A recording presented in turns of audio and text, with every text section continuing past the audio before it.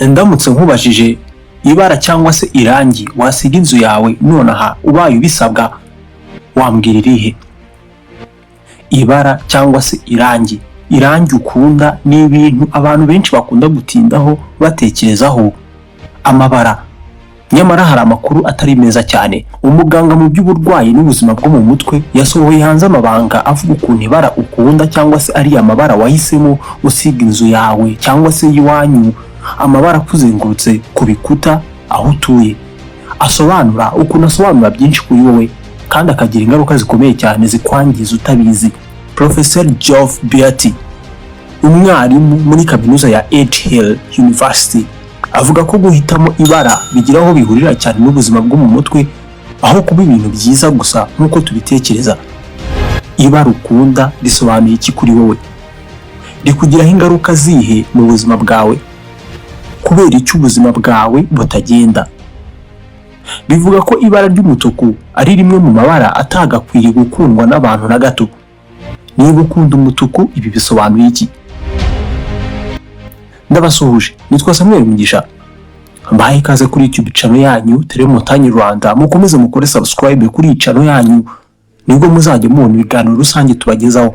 Ibiganiro bikwigisha buri munsi, birihutirwa. Ibara dukunda ntabwo bikiri ibintu bisanzwe. Ibi yabisobanuye mu nyandiko yanditswe yitwa The Conversation. Amabara, amarangi dukunda twizengurutsa kenshi yibasira kandi akagira ingaruka ku buryo twiyumva, uburyo dutekereza, ariko kandi akagira ingaruka no ku buryo tubana n'abandi. Agira uruhare rukomeye cyane ku buryo dusinziramo. Ubuzima bwacu bwa buri munsi busa n'ubushingira kuri ibi, nyamara ntabyo tuzi. Kubera iki wahise muri iriya rangi ujya gusiga inzu? Kubera iki imyinshi mu myenda yawe yirabura? Ibyo ntabwo byaje gutyo gusa.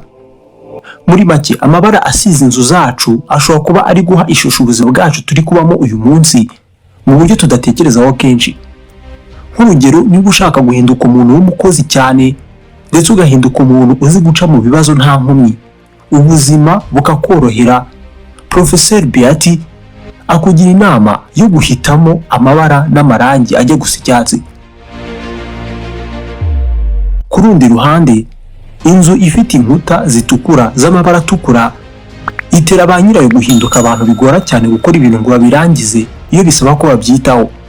Uretse ko atari ibyo gusa, hari urundi ruhande rw'umwijima rw'ibara ritukura. Turaza kurureba. Umweru, beige, grey cyangwa se ibara rijya gusa ivu. Ni amabara uramutse utazi ibara ryo guhitamo igihe ugiye gusiga ahantu utuye wahitamo. Ni amabara atagaragara cyane ngo akangure ubwonko, bityo agabanya umutwaro ku bwonko, ndetse mu gihe uri iwawe n'ubu muntu ugira umuhangayiko. Professor Beatty, ni amabara atanga agahenge. Ni amabara wasiga ahantu haba abantu bakuru cyangwa se abato. Gusa hari ibyo kwitondera. Uko aya mabara yijima, hari ikintu kigenda kitagenda neza. N'ubu amabara nka cold grey, ni ukuvuga ibara ry'ivu rijya gusa n'iryijima, cyangwa se umweru ujya kugiramo akantu kakijima, bivuga ko aya mabara azamura amarangamutima y'agahinda mu bantu bahatuye, cyane cyane iyo aho hantu hadakunze kuba hari urumuri ruhagije. Ukibaza impamvu uhora utishimye. Usibye ibyo, mu yandi mabara abantu bakunda hazamo ubururu n'icyatsi. Icyatsi usibye kuba gisa n'ibidukikije, ni ukuvuga ngo ibyatsi ni ibara rijyanishwa cyane no kongera kubaho kandi rikagabanya umunaniro w'ubwonko. Professor Beatty avuga ko ibi nicyo bisobanuye ko uriwe turebeye ku mabara agaragara iwawe, nuko umuntu yabisobanura. Icyitwa neutral colors, umweru, ivu ndetse na beige. Iri riba rijya gusa n'umweru ariko kandi ritari umuhondo. Niba ari uko hasize iwawe, niba ari uko hasa, ari ayo mabara ukunda. Ubwiwawe nta bikangura ubwonko byinshi bihaba. Umunaniro w'ubwonko ni gake kandi nta muhangayiko ukuranga kenshi. Icyatsi nta munaniro w'ubwonko.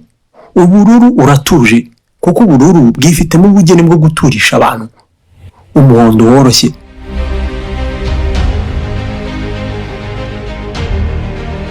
Umuhondo utererutse cyane, ubwo nyine icyo bisobanuye uraganira, urashimishije, iwawe nta rungu. Umuhondo wererutse umena amaso, ntabwo tuje. Iri bara ryongera ukubangamirwa. Abantu bakunda umutuku bakunda kugira ubushake mu byo abashakanye bwo guhuza ibitsina. Ushaka kongera ubushake mu byo guhuza ibitsina, siga icyumba cyawe umutuku, yewe n'isoko yawe nushaka uzayigira umutuku. Ariko iri bara umutuku rikoma mu nkokora kwita no guhanga amaso ibintu igihe uri mu kazi, urugero mu biro. Muri ako kanya ari ubururu bujya gusa n'ikirere cyangwa se amazi bugira muri bwo ububasha bwo guturisha ubureba. Professor Beati avuga ko niba ushaka kubaho ubuzima butuje utekanye, ugomba guhitamo amabara atagaragara cyane aho kuba amabara amena amaso cyane kubi. Ubururu wabuvanze n'icyatsi cyangwa se ibyatsi byijimye bitari kuburiya. Ubwo urugendo rwo guhinduka umuntu uhanga ibintu bishya ndetse unyura mu ngorane byoroshye warutangiye.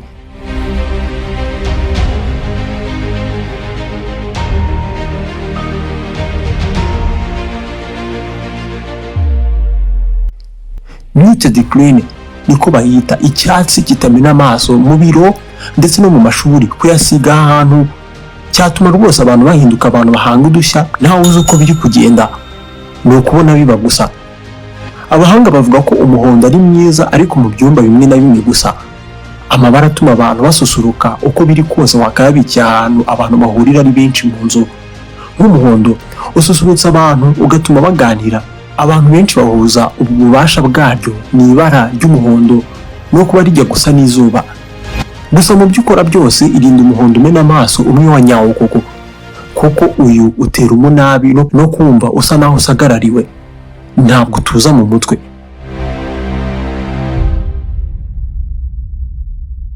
Hari abantu nzi babona ahantu basize umuhondo nk'irangi ukuntu barimyoje ngo bakoze ibintu bibi cyane. Uko bahareba babona ahari rijya gusa n'ubururu bati rwose iri niryo bara, iri niryo rangi. N'ibara ry'umutuku ryagakoreshejwe ahantu hake. Muri aho ntukarishyire mu biro cyangwa se ahantu haba hari abantu basabwa gutanga umusaruro mu byo bakora akazi. Urirebye umutuku ushobora gutekereza ko ari ibara ritagize icyo ritwaye, gusa rizagutenguha cyane ugitangira kugira imirimo ukora. Akenshi niba ari imirimo igusaba gutuza no gutekereza. Mu cyimbo cy'ibyo genda urisige mu cyumba uraramo. Ubushakashatsi bugaragaza ko ryongera ubushake bwo guhuza ibitsina.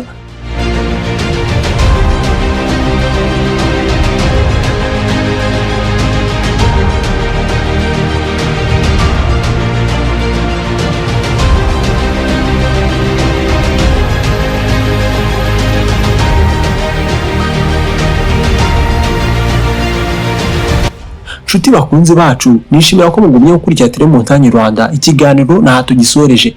Iki kiganiro wagikunze manuka munsi y'video wandika ijambo rigira riti dohereza ibindi. Nanjye ndashyiramo agatege ndusheho kubahereza ibiganiro byiza byinshi kandi bibigisha. Ku kirahuri cyawe ahagana iburyo hari ibindi biganiro wareba. Mwibuke mukore subscribe. Birihutirwa.